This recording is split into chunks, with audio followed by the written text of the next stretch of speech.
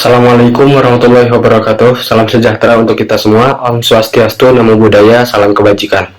Yang terhormat Ibu Yulia Kusumawardani, SHLLM, selaku dosen pemampu pada mata kuliah Alternatif Penyelesaian Sengketa. Sebelumnya izin memperkenalkan diri, nama saya Rizky Anugrah sebagai moderator pada presentasi kali ini dengan materi Badan Arbitrase Nasional Indonesia dan Badan Arbitrase Syariah Nasional dari Majelis Ulama Indonesia. Adapun materi-materi muatan yang akan disampaikan selanjutnya akan disampaikan oleh beberapa teman dari kelompok kami. Yang pertama adalah latar belakang. Arbitrase menjadi solusi alternatif yang semakin relevan dalam penyelesaian sengketa bisnis di Indonesia, terutama karena proses litigasinya di pengadilan dinilai lambat, mahal, dan kurang menjamin kerahasiaan. Maka arbitrase menawarkan penyelesaian sengketa yang lebih cepat, efisien, fleksibel, serta bersifat final dan mengikat. Dasar hukum arbitrase Indonesia diatur dalam Undang-Undang Nomor 30 Tahun 1999 tentang arbitrase dan alternatif penyelesaian sengketa atau APS, yang menyatakan bahwa arbitrase adalah penyelesaian sengketa perdata di luar pengadilan berdasarkan perjanjian tertulis antara para pihak. Di Indonesia terdapat dua lembaga arbitrase utama, yakni Badan Arbitrase Nasional Indonesia atau BANI, yang menangani sengketa dagang dan kontrak bisnis, serta Badan Arbitrase Syariah Nasional atau Basarnas yang berfokus pada penyelesaian sengketa ekonomi syariah seperti perbankan, asuransi, dan pembiayaan berbasis akad muamalah. Selanjutnya, kesalahan dalam memahami prosedur arbitrase juga masih sering terjadi. Salah satunya terlihat dalam putusan Mahkamah Agung nomor 524 B/P-Sus/ARBT tahun 2024 di mana permohonan pembatalan putusan BANI ditolak karena diajukan melewati batas waktu 30 hari. Sebagaimana ditentukan dalam undang-undang, kasus ini mencerminkan kurangnya pemahaman hukum dari pihak yang berperkara. Lalu, rumusan masalahnya, yang pertama, bagaimana konsep arbitrase sebagai alternatif penyelesaian sengketa atau APS, kemudian ada apa saja kelebihan dan kelemahan dari kedua lembaga tersebut dalam pelaksanaan fungsinya.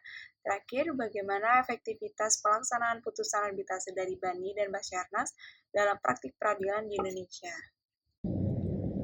Badan Arbitrase Nasional Indonesia. Badan Arbitrase Nasional Indonesia atau yang sering kita sebut dengan BANI merupakan suatu lembaga arbitrase yang independen yang didirikan pada tanggal 3 Desember tahun 1977. BANI merupakan suatu lembaga penyelesaian sengketa, terkhususnya sengketa di perdagangan, keuangan, dan industri.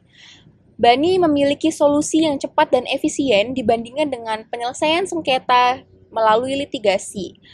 BANI sudah banyak sekali menyelesaikan perdata bisnis baik nasional maupun internasional, di mana dalam penyelesaian sengketanya didasari dengan Undang-Undang Nomor 30 Tahun 1999 tentang arbitrase dan alternatif penyelesaian sengketa, di mana di dalam hal ini itu didukung dengan 160 arbiter profesional dari berbagai bidang seperti bidang korporasi, asuransi, kekayaan intelektual, dan lingkungan hidup.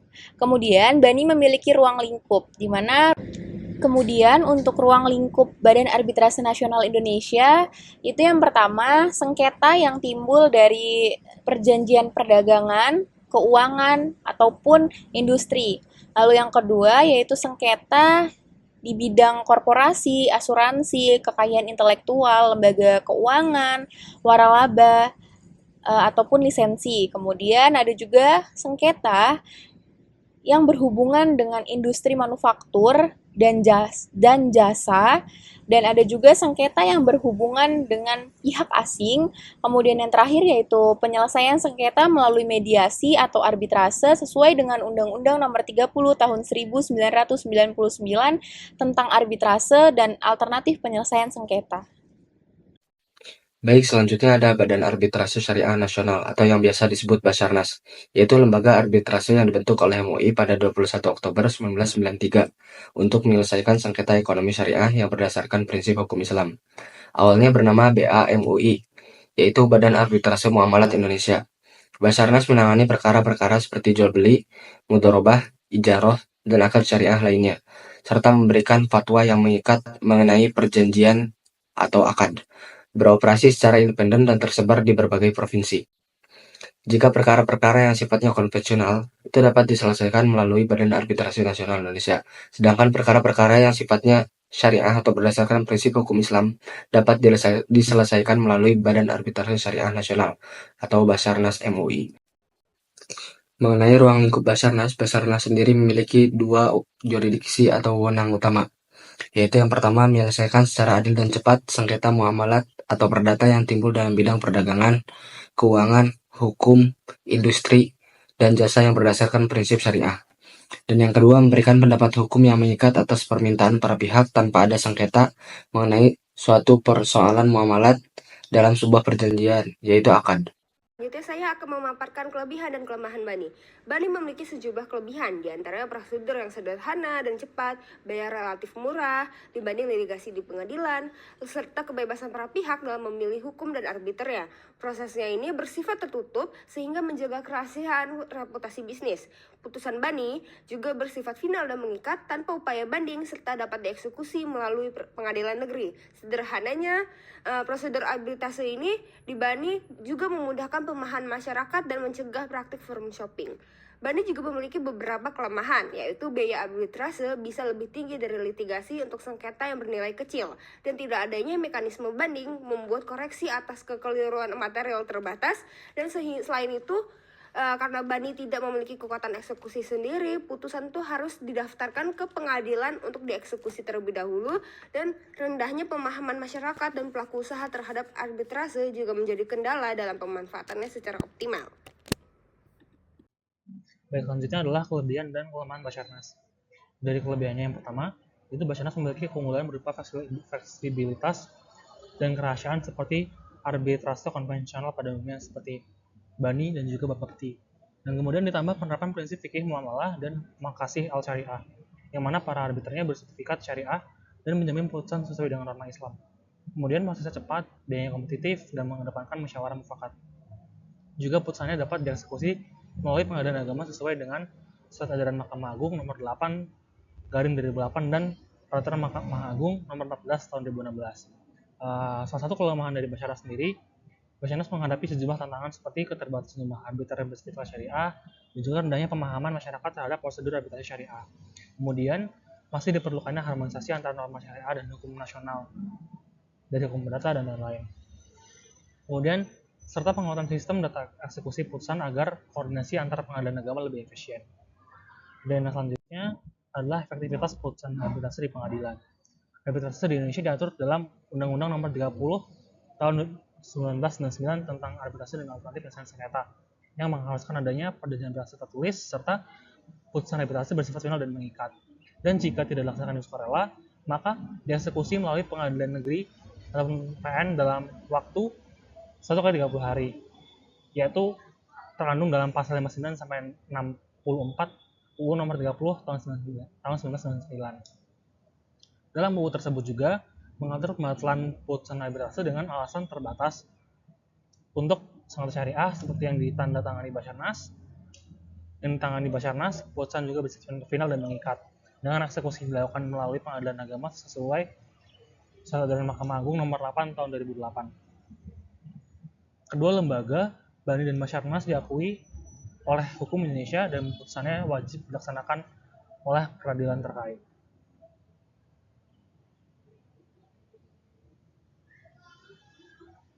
Selanjutnya, kronologi perkara putusan 524B/PDT/ARBT/2024. Nah, sengketa ini berawal dari PPJB tanah antara Haryono Subagio dan Budi Said sebagai pembeli, dengan PT Adi Persada Properti atau APP sebagai penjual. Terjadi prestasi dari APP terkait pembayaran pajak, sertifikat tanah, dan pembangunan fisik. Para pihak sepakat untuk menyelesaikan sengketa melalui arbitrase BANI di Surabaya, yang menghasilkan putusan BANI nomor 64/ARB/BANI-SBY /2/2023 pada 1 September 2023 yang menyatakan APP telah melakukan prestasi menghukum APP untuk membayar kerugian dan menyerahkan sertifikat hak milik dengan putusan yang final dan wajib dilaksanakan dalam 30 hari. Lalu PT APP ini mengajukan permohonan pembatalan putusan ke Pengadilan Negeri Bekasi karena merasa tidak terima gitu ya, yang mengabulkan permohonan tersebut pada 8 Januari 2024. Tidak puas, Bani dan pembeli juga mengajukan banding ke Mahkamah Agung. Lalu pada 7 Mei 2024, Mahkamah Agung mengeluarkan putusan nomor 524B/PDT-SUS/ARBT/2024 yang membatalkan putusan Pengadilan Negeri Bekasi dan mengeluarkan putusan arbitrase Baninya dan menolak pembatalan yang diajukan oleh APP itu sendiri. Baik, lanjut pada analisis kasus. Yang pertama, legitimasi arbitrase Bani dan kewenangan Mahkamah Agung. Berdasarkan pasal 1 UU nomor 30 tahun 1999, Bani memiliki kewenangan karena para pihak telah memilihnya sebagai lembaga arbitrase. Kemudian, Mahkamah Agung berwenang mengadili permohonan pembatalan putusan arbitrase sesuai pasal 72 ayat 4 UU nomor 30 tahun 1999. Yang kedua, finalitas putusan arbitrase dan pembatasan hak gugat. Putusan arbitrase bersifat final dan mengikat, yaitu pada pasal 60 Undang-Undang 30 1999, kecuali ada alasan terbatas seperti dokumen palsu atau tipu muslihat.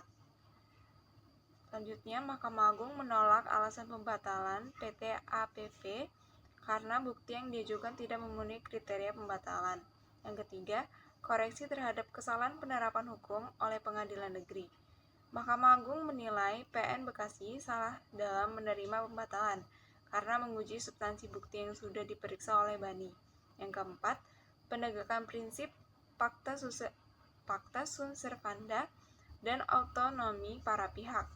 Mahkamah Agung menegaskan bahwa pembatalan putusan arbitrase tanpa alasan kuat merusak prinsip kesepakatan dan otonom para pihak. Yang kelima, efektivitas pelaksanaan putusan arbitrase. Mahkamah Agung mempertegas bahwa setelah putusan Bani dikuatkan, PT APP wajib melaksanakan putusan dalam 30 hari dan jika tidak dapat dieksekusi oleh PN Bekasi. Putusan ini memastikan bahwa pembatalan arbitrase tidak dapat digunakan untuk menghindari kewajiban yang timbul dari putusan. Baik, yang selanjutnya adalah efektivitas pelaksanaan putusan Badan Arbitrase Nasional Indonesia, di mana mekanisme eksekusi putusan Badan Arbitrase Bani ini mengharuskan salinan otentik putusan didaftarkan di pengadilan negeri dalam waktu 30 hari. Jika tidak dipatuhi secara sukarela, pihak yang menang dapat mengajukan permohonan eksekusi kepada pengadilan negeri. Ketua PN memeriksa formalitas dan juga mengeluarkan perintah eksekusi dalam waktu 30 hari. Putusan yang menolak eksekusi bersifat final ini diatur juga di dalam pasal 62 ayat 3 Undang-Undang nomor 30 tahun 1999 yang dimana studi kasus dalam Mahkamah Agung, studi kasusnya terdapat di dalam putusan Mahkamah Agung nomor 524/B/PDT-SUS arbitrase garing 2024 yang dimana putusan ini menunjukkan bahwa Mahkamah Agung menguatkan putusan Badan Arbitrase Nasional Indonesia dan juga memerintahkan eksekusi, menunjukkan kesiapan Mahkamah Agung menegakkan putusan arbitrase. Namun, kendala seperti ketidaksesuaian formal bisa saja menjadi tantangan. Contohnya, dalam dalam putusan Mahkamah Agung nomor 665/B/PDT-SUS arbitrase garing 2024, Mahkamah Agung menolak banding dari Badan Arbitrase Nasional Indonesia dan memuatkan pembatalan putusan Bani yang menyoroti pentingnya kepatuhan prosedural dan juga konsistensi penegakan hukum. Yang selanjutnya adalah efektivitas pelaksanaan putusan Badan Arbitrase Syariah Nasional. Meskipun Undang-Undang Nomor 30 Tahun 1999 tidak secara eksplisit menyebutkan bahwa Basarnas putusannya diperlakukan setara dengan arbitrase nasional. Berdasarkan SEMA Mahkamah Agung Nomor 8 Tahun 2008, setelah putusan Basarnas diterbitkan, arbiter harus menyerahkan salinan ke pengadilan agama yang kemudian memeriksa akses formal dan juga mengeluarkan perintah eksekusi dalam waktu maksimal 30 hari.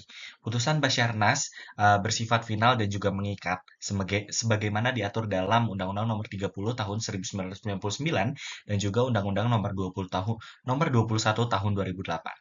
Mahkamah Agung mengetahui bahwa jika dalam akad telah disepakati arbitrase syariah, penyelesaian sengketa harus melalui Basyarnas.